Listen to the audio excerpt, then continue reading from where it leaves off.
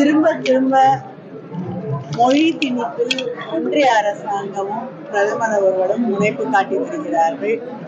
இது இந்த நாட்டின் ஒற்றுமைக்கு நல்லதாக நிச்சயமாக இருக்காது என்பதை அவர்கள் நாட்டிற்கு எதிரான ஒரு செயலை அவர்கள் செய்து கொண்டிருக்கிறார்கள் என்பதை அவர்கள் புரிந்து கொள்ள வேண்டும்.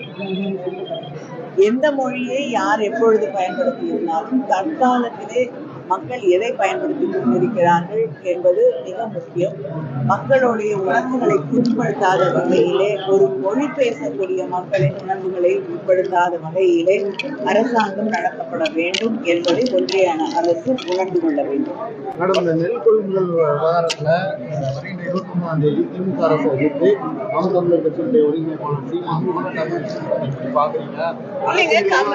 ஒன்றிய அரசாங்கம் கமிட்டி இன்னைக்கு வந்திருக்காங்க, சென்ட்ரல் கமிட்டி. அவங்க கிட்ட தொடர்ந்து நான் கோரிக்கை வைத்துக் கொண்டிருக்கிறோம். 17% இருந்து அந்த மாய்ஸ்சர் கண்டென்ட் 22% உயர்த்தி தர வேண்டும் என்று.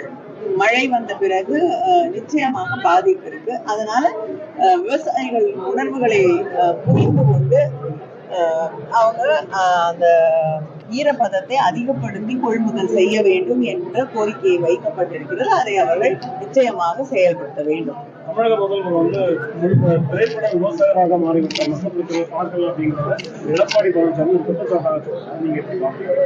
மக்கள் பிரச்சனைகளை பார்க்காமல் இவ்வளவு ஒரு நல்ல ஆட்சியை யாரும் நடத்த முடியாது. ஒரு திரைப்படத்தை பார்ப்பதனாலேயே மக்களை பற்றி கவலை இல்லை. ஏன்னா மக்களுடைய கவலைகளை, அவர்களுடைய வாழ்க்கையை வெளிப்படுத்துவதுதான் திரைப்படங்கள். சில திரைப்படங்களாவது, எல்லா படங்களும் இல்லைன்னா கூட. அதனால அதையும் பார்க்கக்கூடிய ஒரு இடத்தில் இருக்கக்கூடியவர்கள், கலைஞர்களையும் ஊக்குவிக்கக்கூடிய ஒருவர் தான் முதலமைச்சர். அதே நேரத்திலே மக்களுடைய பிரச்சனைகளை, அது எந்த பிரச்சனையாக இருந்தாலும் ஓடோடி சென்று நேரடியாக மக்களுக்கு ஆறுதல் சொல்லக்கூடிய, அவர்களுடைய பிரச்சனைகளை தீர்த்து வைக்கக்கூடிய முதலமைச்சராகத்தான் அவர் செயல்பட்டு கொண்டிருக்கிறார். 4 வருஷம் எங்கேயாவது லீவ்ல போயிட்டு இப்ப திடீர்னு பார்த்தா அவர் இத்தனை ஆண்டு கால முதலமைச்சர் உழைப்பு அவருக்கு தெரியும்.